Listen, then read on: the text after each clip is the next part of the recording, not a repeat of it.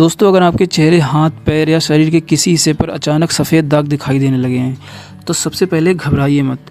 बहुत से लोग सफ़ेद दाग देखते ही सोचने लगते हैं कि शायद ये कोई बहुत बड़ी बीमारी है, ये छूने से फैल जाएगी या फिर ये अब कभी ठीक नहीं होगी।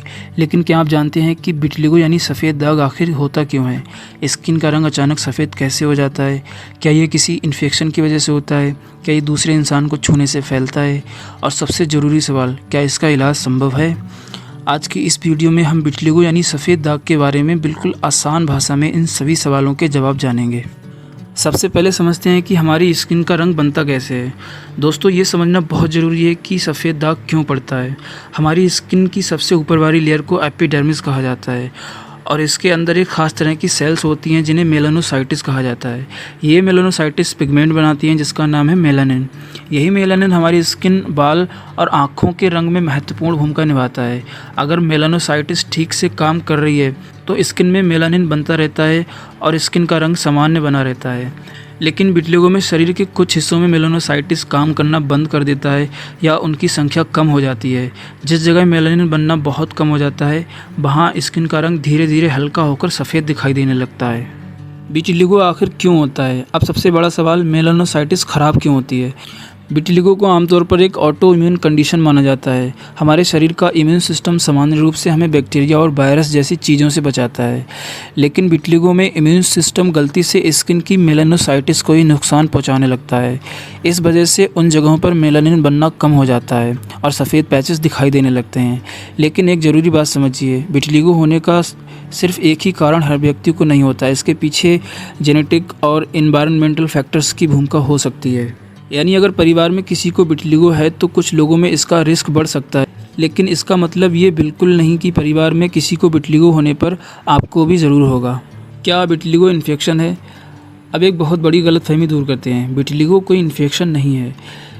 ये किसी बैक्टीरिया या फंगस की वजह से होने वाली बीमारी नहीं है। इसीलिए ये किसी व्यक्ति को छूने से, साथ बैठने से, हाथ मिलाने से या साथ खाना खाने से दूसरे व्यक्ति में नहीं फैलता। लेकिन कई बार लोग सफ़ेद दाग को देखकर उनसे दूरी बनाने लगते हैं। विटिलिगो वाला व्यक्ति बिल्कुल सामान्य जीवन जी सकता है। क्या हर सफ़ेद दाग विटिलिगो होता है? ये बात बहुत महत्वपूर्ण है। हर सफ़ेद या हल्का दिखाई देने वाला दाग विटिलिगो नहीं होता। स्किन पर सफ़ेद या हल्के पैचेस दूसरी वजहों से भी हो सकते हैं, जैसे कुछ फंगल इन्फेक्शंस, पुराने इन्फ्लेमेशन के बाद होने वाले बदलाव या दूसरी स्किन कंडीशंस। इसीलिए सिर्फ देखकर खुद से ये तय करना सही नहीं कि आपको विटिलिगो ही है। अगर स्किन पर नए सफ़ेद दाग बन रहे हैं या दाग धीरे धीरे बढ़ रहे हैं तो डर्माटोलॉजिस्ट से जांच करवाना बेहतर होता है। विटिलिगो शरीर के किन हिस्सों पर हो सकता है? विटिलिगो शरीर के लगभग किसी भी हिस्से पर दिखाई दे सकता है। यह चेहरे, होठों के आसपास, आँखों के आसपास, हाथ पैरों की उंगलियां, कोहनी, घुटनों और शरीर के दूसरे हिस्सों पर भी हो सकता है। कुछ लोगों में बालों या दाढ़ी के किसी हिस्से का रंग भी सफ़ेद हो सकता है क्योंकि वहाँ मौजूद मेलानोसाइट्स भी प्रभावित हो सकती है। विटिलिगो हर व्यक्ति में एक जैसा नहीं होता। किसी व्यक्ति में सिर्फ 1-2 छोटे पैचेस होते हैं, जबकि दूसरे व्यक्ति में शरीर के कई हिस्से प्रभावित हो सकते हैं। क्या स्ट्रेस से विटिलिगो हो सकता है? अब एक और सवाल, क्या स्ट्रेस की वजह से विटिलिगो होता है? सिर्फ स्ट्रेस को विटिलिगो का सीधा कारण नहीं कहा जा सकता, लेकिन कुछ लोगों में बीमारी की शुरुआत या बढ़ने के समय स्ट्रेस जैसे फैक्टर्स की भूमिका हो सकती है। इसी तरह स्किन पर चोट या बार बार होने वाली चोट के बाद कुछ लोगों में उसी जगह विटिलिगो के नए पैचेस दिखाई दे सकते हैं। इसे कोएबनर फेनोमेनन कहा जाता है, लेकिन इसका मतलब ये नहीं कि हर चोट के बाद विटिलिगो हो जाएगा।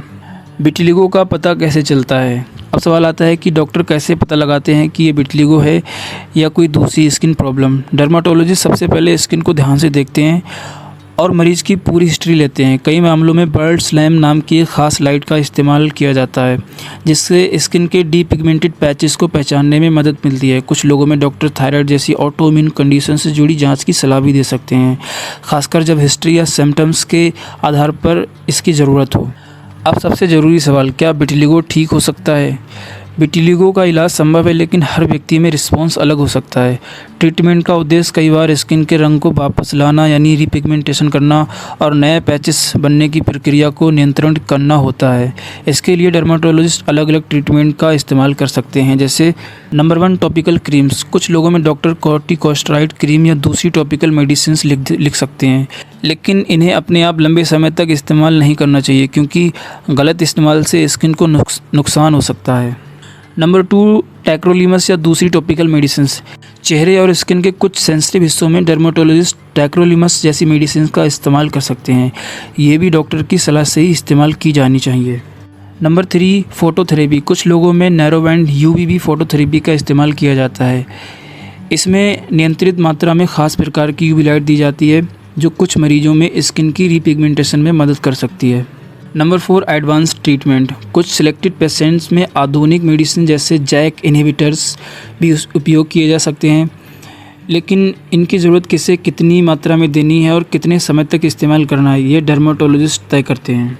Number 5, surgery. अगर विटिलिगो लंबे समय से स्टेबल है और कुछ खास परिस्थितियां पूरी होती हैं तो कुछ मरीजों में सर्जिकल टेक्निक्स से भी रिपिगमेंटेशन करने की कोशिश की जा सकती है। क्या विटिलिगो में खाने पीने की कोई ख़ास चीज़ ज़रूरी है? इंटरनेट पर आपको बहुत सारी बातें मिल जाएंगी कि विटिलिगो पे ये खाना बिल्कुल बंद कर दें या ये चीज़ खाने से सफ़ेद दाग ठीक हो जाएंगे, लेकिन किसी एक फ़ूड को विटिलिगो का पक्का इलाज मानना सही नहीं है। बैलेंस डाइट लेना, पर्याप्त न्यूट्रिशंस लेना और ओवरऑल हेल्थ का ध्यान रखना ज़रूरी है। अगर किसी व्यक्ति में कोई विटामिन की डिफिशियंसी है तो डॉक्टर जाँच के आधार पर उसका इलाज कर सकते हैं। विटिलिगो को लेकर 3 बड़ी गलतफहमियाँ। पहली, विटिलिगो छूने से फैलता है। ये बात गलत है, ये कॉन्टेजियस डिसीज नहीं है। दूसरी, विटिलिगो सिर्फ सफ़ेद स्किन वाले लोगों को होता है। ये भी गलत है, ये किसी भी स्किन टोन वाले व्यक्ति को हो सकता है। हालांकि डार्कर स्किन में सफ़ेद पैचेस ज़्यादा स्पष्ट दिखाई देते हैं। तीसरी, विटिलिगो होने का मतलब है कि अब कुछ नहीं किया जा सकता।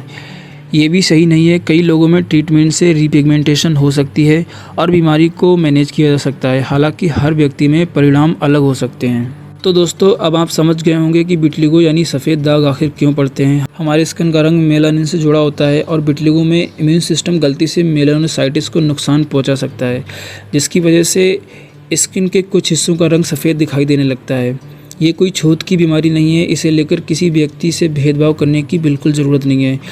अगर आपके शरीर पर नए सफ़ेद दाग बन रहे हैं, दाग तेज़ी से बढ़ रहे हैं या आपको समझ नहीं आ रहा है कि ये विटिलिगो है या कोई दूसरी स्किन प्रॉब्लम, तो खुद से क्रीम लगाने के बजाय डर्मेटोलॉजिस्ट से जांच करवाएं, क्योंकि सही बीमारी की पहचान होने के बाद ही सही ट्रीटमेंट चुना जा सकता है। उम्मीद है आपको ये जानकारी पसंद आई होगी।